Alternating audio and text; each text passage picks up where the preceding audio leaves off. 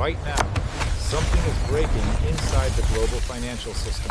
Not a normal crisis, not a recession, a structural failure, and almost no one is talking about the real cause. In the next 20 minutes, I will show you what is actually happening, with numbers, not opinions. The United States national debt has exceeded $34 trillion. Interest payments alone are approaching $1 trillion per year. The system is no longer working for the economy. It is working to sustain itself. What happens when the system can no longer service its own debt? Official inflation is slowing, but real inflation is not. Housing, food, energy. Your money is losing value silently, not through collapse, through erosion. Real inflation is not slowing down where it matters. Housing, food, energy. These aren't just line items. They are the foundation of your survival. In the last few years, the cost to simply put a roof over your head has decoupled from reality. The American dream is becoming a debt trap. When you go to the grocery store, you don't need a government report to tell you prices are up 30%. Your bank account is telling you every single day. Your money is losing value silently. It's not a sudden crash that everyone sees. It's a slow, methodical erosion of your hard-earned labor. The system uses hedonic adjustments and substitutions to mask the truth. They tell you things are getting cheaper because technology is better, while you can't afford a home. Now, add energy pressure to this equation. Supply constraints aren't just logistical. They are becoming structural and permanent.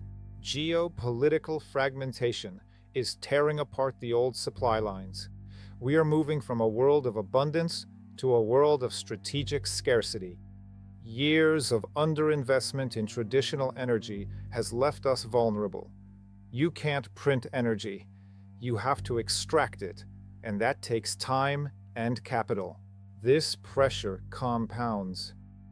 Higher energy costs lead to higher transportation costs, which lead to higher food prices. It is a feedback loop that cannot be easily broken. We are witnessing the convergence of three separate crises into one singular structural shift. And the next sector to break is the one most people think is safe: real estate. Now, look at real estate in the United States. Something unprecedented is happening beneath the surface of the housing market. There are more than 630,000 more sellers than buyers right now. It is the largest imbalance ever recorded in modern history. This is not a normal market cycle. This is a massive liquidity problem that most people are choosing to ignore. When the buyers vanish, the value of the asset becomes theoretical. You only know what it's worth when you try to sell it. In Germany, the pressure is even more visible. Open-ended real estate funds are facing a crisis of confidence. In 2025 alone, these funds saw more than 7.6 billion euros in outflows. The exit doors began to narrow. To prevent a total collapse, these funds introduced redemption restrictions. They effectively locked the doors. Investors tried to get their capital out.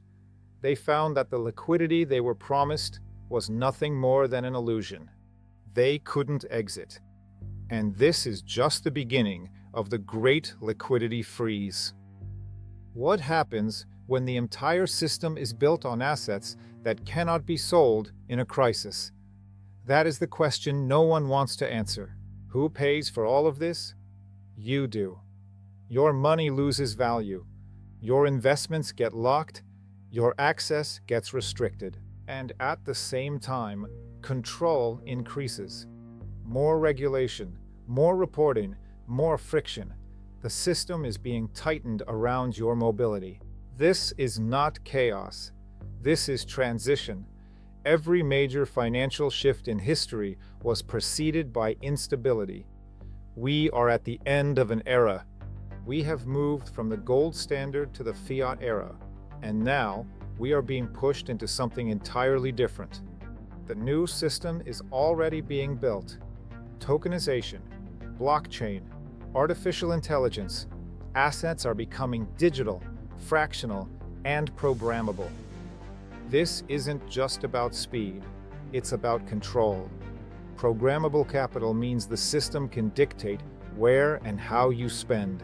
This creates two types of people: those who adapt and those who don't. If you understand what is happening, you gain control. If you don't, you lose it. We are not entering a comfortable period. We are entering a structural shift. The system is not collapsing randomly. It is being transformed. The real question is, who benefits? And how is this new system structured? Subscribe to the channel and watch the next videos. I will show you what is actually happening behind the scenes, what most people still don't see. Stay ahead. Stay informed.